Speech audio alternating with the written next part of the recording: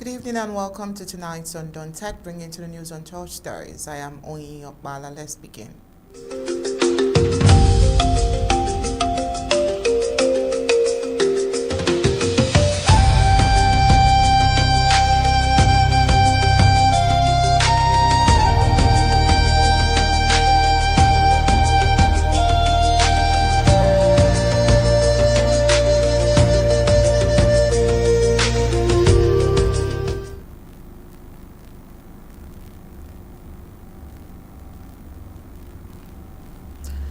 On tonight's news, we would begin with a lot of stories from Bakundu to Kumba and Tiko. A wave of troubling incidents is shaking communities across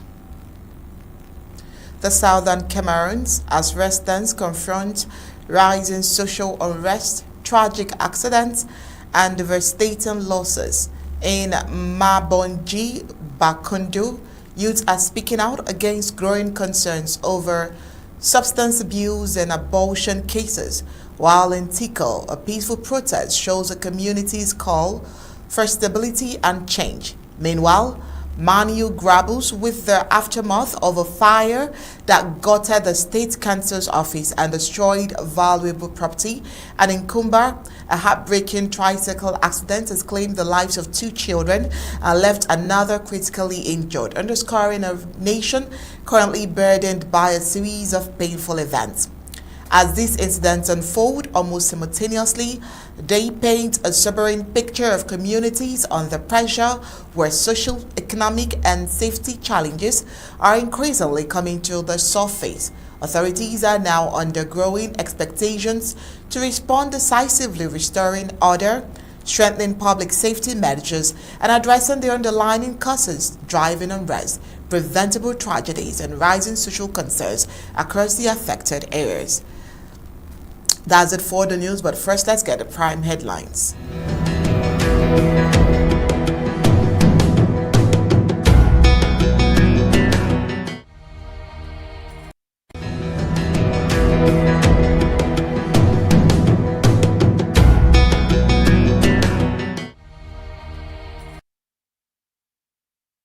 Tonight on Undaunted, Mabonji, Bakundu residents rally against rising substance abuse, abortion cases in Mabonji, Bakundu. Also tonight, youths in Tiko staged a peaceful protest on Thursday.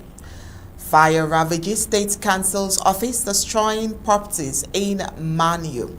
2 children killed, 1 critically injured in Kumba tricycle accident.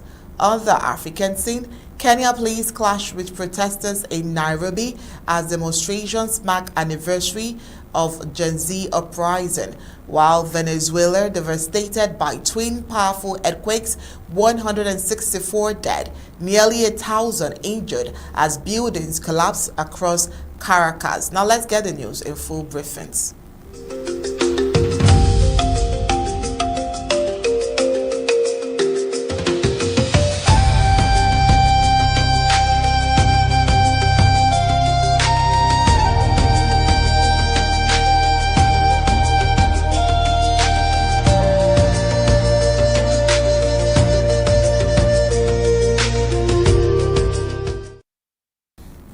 Residents of Mabonji, Bakundu, a village located along the Kumba Road in Meme County of the Southern Cameroons, have publicly denounced what they describe as a growing wave of substance abuse and abortion within their community.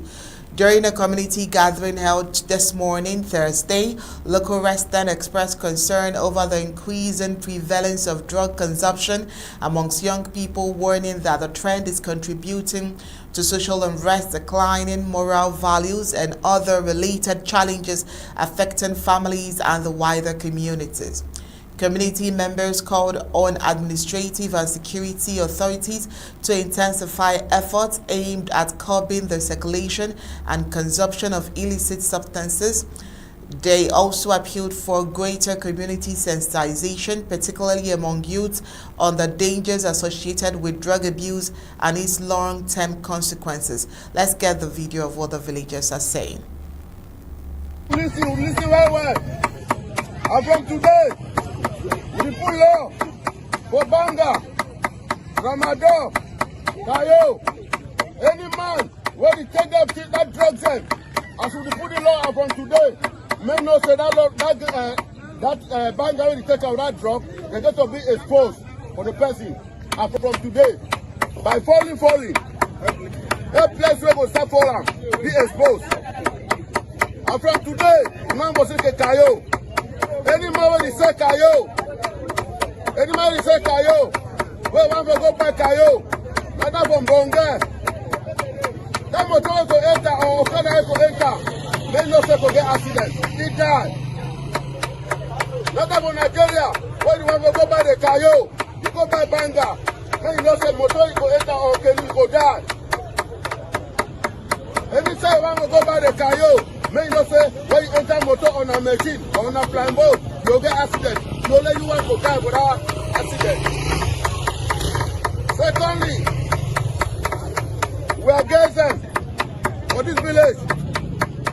Anyone where you get better, where you move the better, where you make attempt all over move the better, may know say in them not die. That beginning for the back come out. No, no, be so.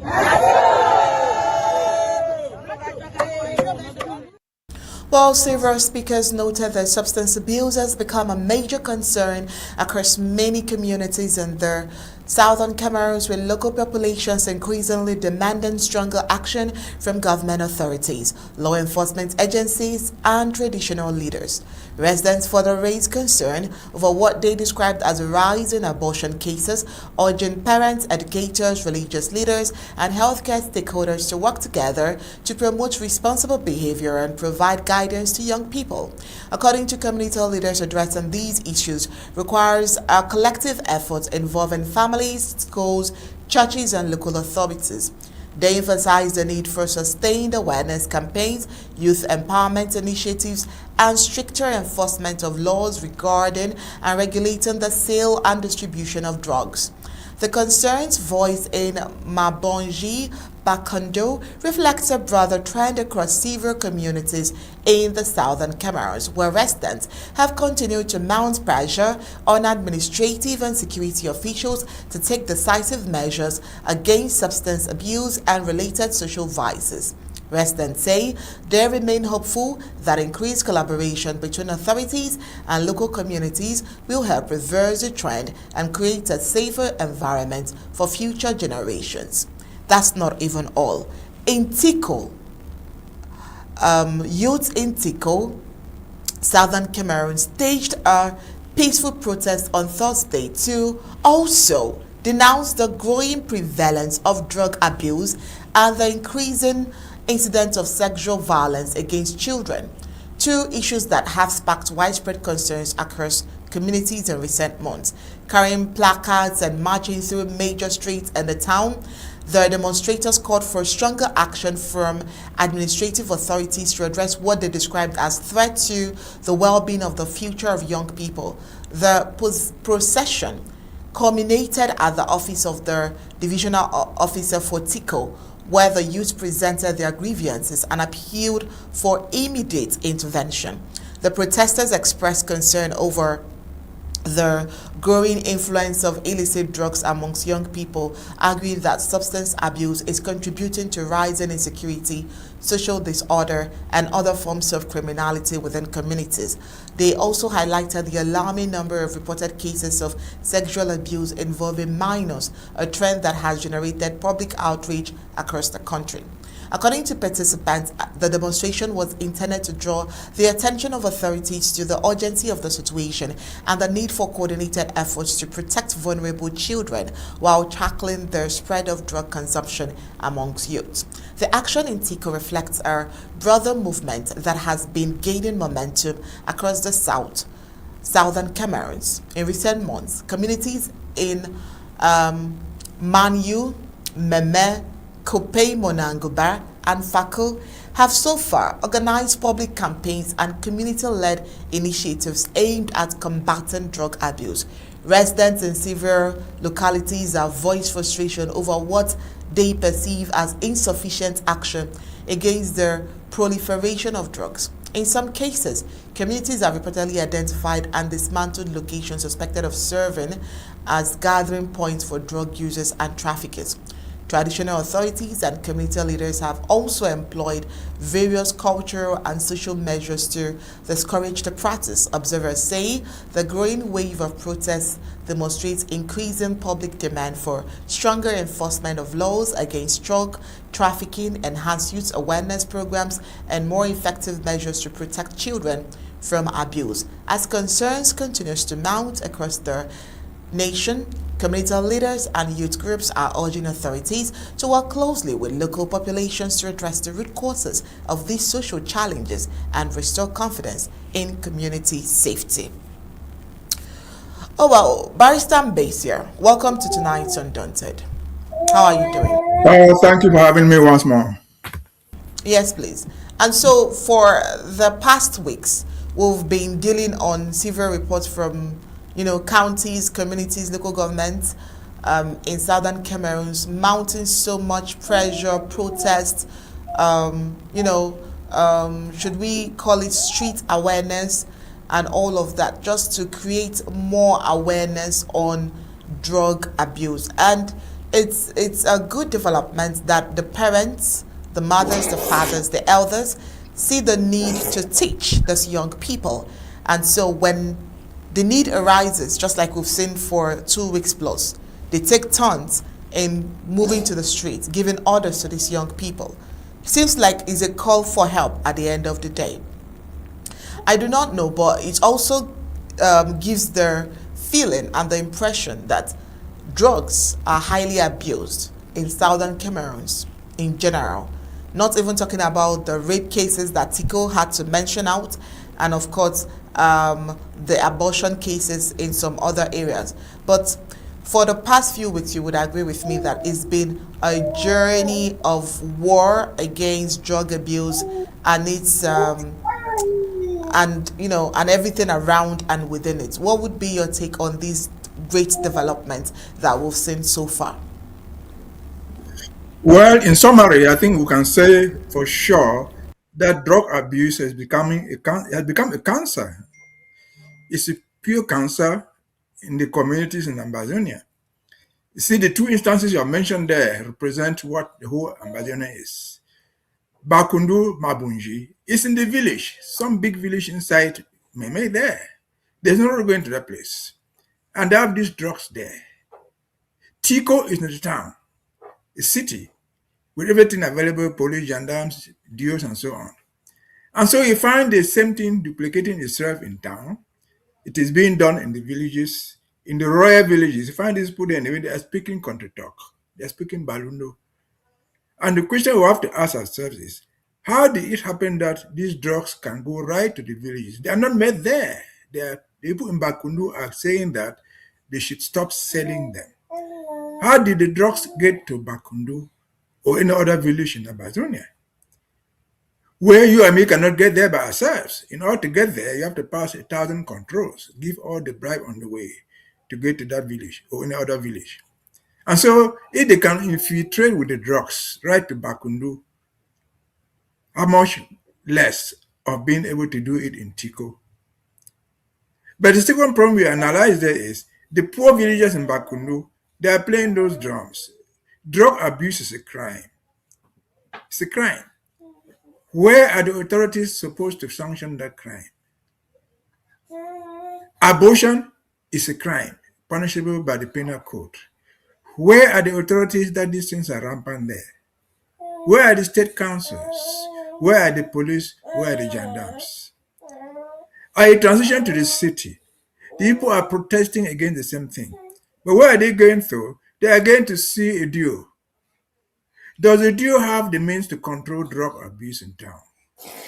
Does the DO have the ability to prosecute abortionists or abortion supporters or abortion actors? He doesn't have. The authority that is rightfully entitled to do that are the police, they are the gendarmes, they are the courts. And so these people in frustration, left to their own defense, to their own demise, they go to everywhere, they go to anywhere. In the villages, they go to the chief. What can the chief do? rather than talking like that and playing those drums? What can the DA do other than coming to stand there and say we will do something, whereas they have done nothing for over the years? And so, can we say this is complicity? Not necessarily complicity. It is total failure of government. It is total failure of the administration. Because the drugs are set already in Mabonji. They are not made there. They are sold there. And so, if the drugs can invade our communities right to the villages, if abortion has become the order of the day, even in the village, because you and me know, in the villages, giving birth to a child is a blessing. If you don't take care of the child, your sister would, your grandmother would. And each children must abort there when the sex becomes a regular activity for girls to get pregnant with unwanted pregnancy. And so, again, it is the replica of what we know everywhere in Amazonia, be it in Bakundu, be it in Akwaya, be it somewhere in Wabane, be it in Dok, be it in Du, wherever, the same thing is replicating itself. Because what happens in Tiko will happen in Kumba. What happens in Tiko will happen in Bamenda. What happens in Bakundu, there you find the Barumba, would happen in the other village. And so again, we have to ask ourselves, how do you get to this level where the community became a crime zone without any action taken, without anything doing? What are these people to send there to represent them? Everybody would shape the tail. What are they sent there to do if the dogs can trespass right to the villages, right to your mother's house, right to my uncle's bedroom? This is a failure of the regime. This is why we fight, and we'll fight until we can get out of it. Even if they do it, there's a way to get the children out of the drugs. It's not enough for them to stop. Those who are already involved have to be detoxified to cleanse them, their system from it. Is that system available anywhere in the village? No. Is it available anywhere, even in the city of Tiko, which is linked to Limbe, which is linked to Boya? No. Is it available in Bamanda? Is it available in Kumba? Is it available in Banso, Kumbo? No. And so this is total failure, I've said. This government, so-called from Yaoundé, has failed us. That's one of the reasons why we have to fight and get out of it. We have to get out of that nonsense. We have to get control of ourselves. Try to see how we can manage what is left for us to manage and save the rest of our generation going forward. Over to you. All right, thank you so much, Barrister. Thank you so much. All right, let's head over to our next report, and that has to do with fire that goated the office of the State Counsel in Manyu County, Southern Cameroon. Well, these caused extensive damage and raising concern over the possible loss of important legal administrative documents. Images emerging from the scene shows a building ravaged by flames, with the structure and its content largely reduced to ashes. The extent of the destruction has sparked fears that critical files and records housed in the facility may have been lost despite efforts to contain the blaze. Sources told Undaunted that the fire consumed a significant portion of the building before it could be brought under control. However, the full scale of the damage and the exact nature of materials destroyed are yet to be officially determined. As of first time, authorities had not provided any information regarding the cause of the fire. Investigations are expected to be launched to establish the circumstances surrounding the incident. The fire outbreak has once again drawn attention to the absence of a fire brigade unit in Manyu County, a long-standing concern amongst residents. The division remains one of the several localities in the southern Cameroon without a dedicated fighting service. A situation many observers say hampers rapid emergency response and increases the risk of extensive losses whenever such incidences occur. Residents and local stakeholders have repeatedly called for the establishment of a fire brigade unit in the division, arguing that the growing population and increasing number of public and private infrastructures require adequate emergency response mechanism. No casualties have been reported so far, while authorities continue to assess the damage and gather information on the incident. While they are gathering that information, Barrister Mbeshia is here to give us his own thoughts on issues as minute as this, because basically, Barrister, one would think that there should be the basic fire extinguishers, the huge ones that are designated for official uses, and hopefully that can help reduce some of the flames before the fire brigade would ever think of coming, or even before the people could help themselves out. But this is a whole building belonging to the government, you would say, and yet it was burned down completely. Let's get to hear your point of view, Barrister. Well, you've already said part of the story. There's no firefighting department in the whole of Mamfe. If there were one, they would have been trying to rescue that building. But above that, you have to go and find out what is the State Council's office. What is the State Council's office? That's where all investigations of crimes begin with. That's what we were talking in the last segment. If they have to report somebody for community for dealing with drugs, the case will start there. The case file will be there. It will be kept in physical evidence, maybe typed papers or in the computer. But the whole building is down. If there were computers there, they are all burnt. If there were physical files there, they were all burnt. So we ask ourselves, why the State Council's office? We don't know. But the possibility is that there might have been people who are criminals being investigated, whose files are right there and they want to destroy it. And they did it successfully. And then it takes us back again to whatever we were talking. Last week we talked about the Manfe chiefs making somebody the chief of chiefs. Because according to them, that guy has brought development in Manyu. So if he has brought development in Manyu, he's the chief of chiefs. In the whole of Manyu, there's only one state council there. That one found in Manfe. Where is the state council's office raised to the ground without any question asked? Where is the fire department that could have saved part of the building? No question asked. But for now, we think we have to be patient to see what is the reason. But it is clear there's a default somewhere. No firefighting department in Mamfe. The nearest one, maybe, is in Bamanda, more than 200 miles away, or Kumba, the same distance away. So do you expect people to fly planes from there to go and put out fire in Mamfe? No. And so this is part of the neglect that we should address if we get back to Amazonia, and we would. Over to you. Thank you so much, Barrister. Well, he seems to be on duty. But let's get the last part of the news from the home front and we'll allow him to be. Well, this one says that 2 children lost their lives, one critically injured in Kumba Tricycle accident. So 2 children have reportedly lost their lives while another remains in critical condition following a tragic road accident involving a tricycle in Kumba, Southern Cameroon. The accident is reportedly to have occurred on Thursday, June 18th, I beg your pardon, at before BYC in Fiango neighborhood of Kumba. Well, according to eyewitnesses' accounts, the children were struck by a tricycle under circumstances that remains unclear. A video obtained by Undaunted from the scene shows distraught residents and bystanders gathered around one of the victims moment after the accident. In the footage that we can show, some witnesses can be heard urging others not to move the child, claiming that he had already died from the impact of the accident. Well, an eyewitness who spoke to Undaunted said one of the children died instantly at the scene, while another victim was rushed to a health facility for emergency treatment, but later succumbed to injuries sustained in the crash. A third child is currently battling for survival and is said to be in critical condition. Witnesses further indicated that one of the deceased victims was 12 years old, though authorities are yet to officially release their identities and ages of all those involved. The tragic incident has left residents of the Fiango community in shock and renewed concerns over road safety, particularly in areas frequently used by pedestrians and school-age children.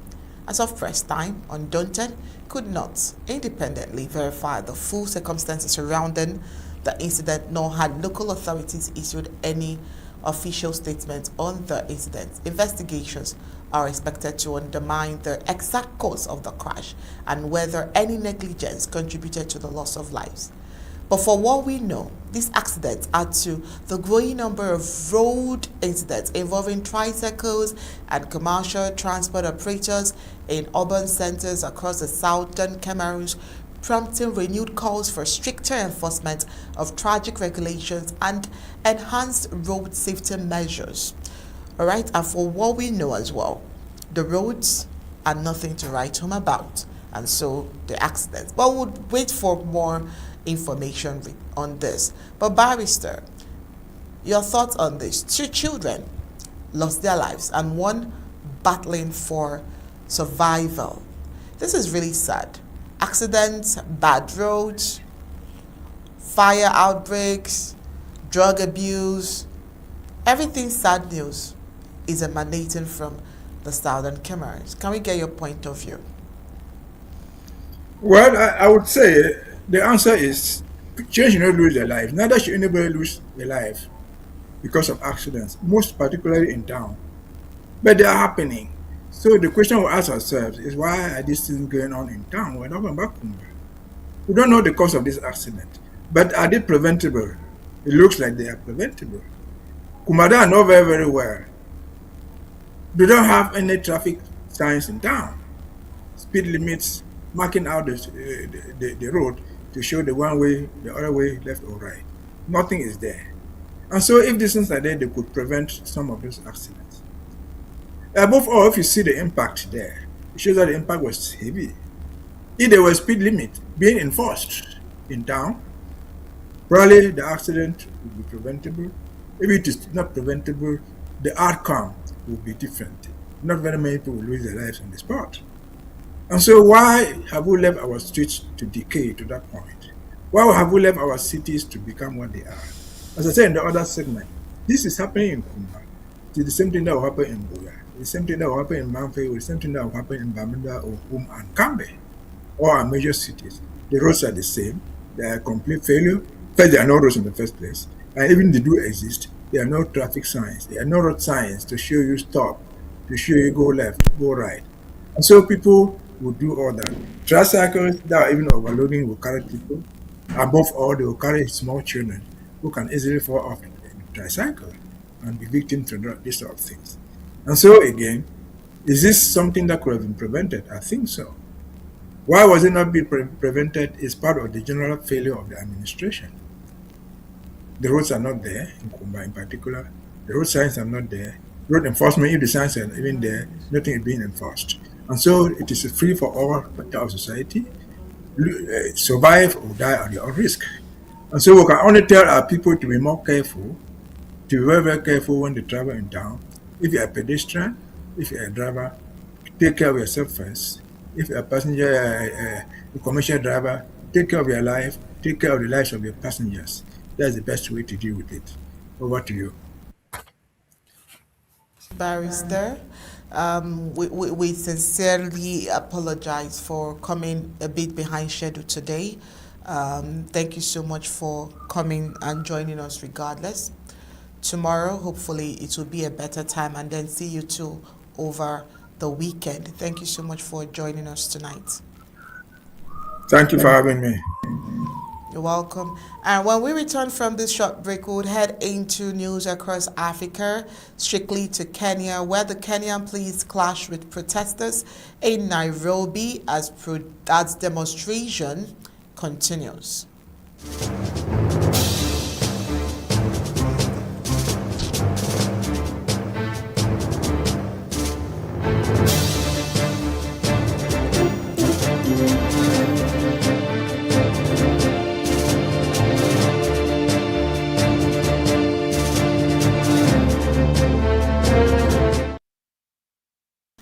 Tensions fled across Nairobi on Thursday as police deployed tear gas and security forces moved to disperse crowds during demonstration marking 2 years since Kenya's landmark Gen Z-led anti-government protest. The unrest erupted despite heightened security measures and the closure of key routes leading into the capital. Protesters gathered in various parts of the city to commemorate the 2024 uprising, which was fueled by widespread frustration over economic hardship, rise in living conditions, and allegations of government corruption. The demonstrations drew significant crowds, with many participants calling for greater accountability and reforms. Authorities had mounted a large security operation ahead of the anniversary, restricting movement in parts of Nairobi in an effort to prevent large-scale gatherings. However, demonstrators defied the measure and took to the streets, leading to confrontations with police as security forces sought to contain the protest. The anniversary carries deep significance in Kenya's recent political history. In 2024, mass youth-led demonstrations swept across the country in opposition to proposed tax increases, culminating in protesters breaching parliament grounds and forcing the government to withdraw the controversial measures. Thursday's demonstration highlighted continued public discontent over economic challenges and governance issues, underscoring the enduring impact of the movement that reshaped Kenya's political landscape and amplified the voice of a new generation of activists. Away from Kenya, let's head into Venezuela, as Venezuela got devastated by twin powerful earthquakes, 164 dead, nearly 1,000 injured as buildings collapsed across Caracas right after the break.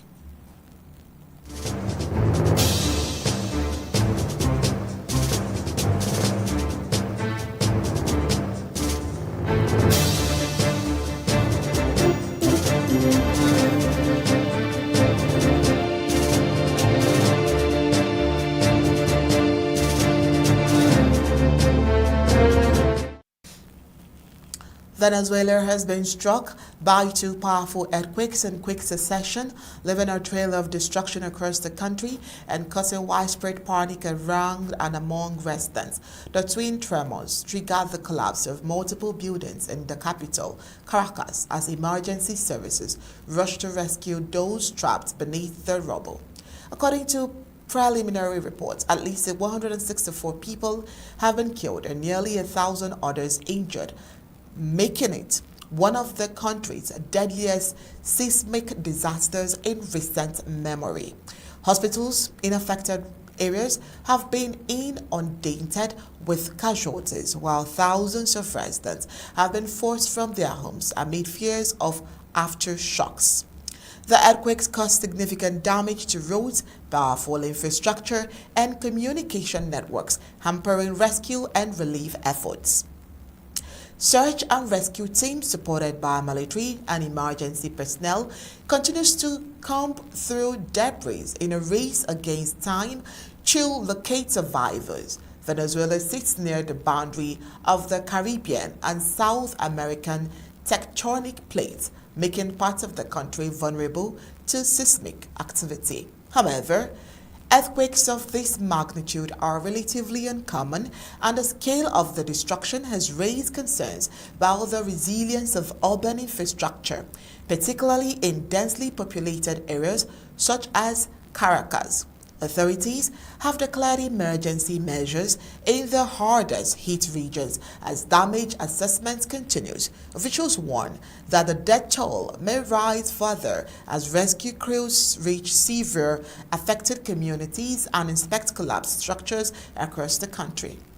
That's it for tonight's Undaunted. But before we go, let's take a look at the reports that made it to the headlines.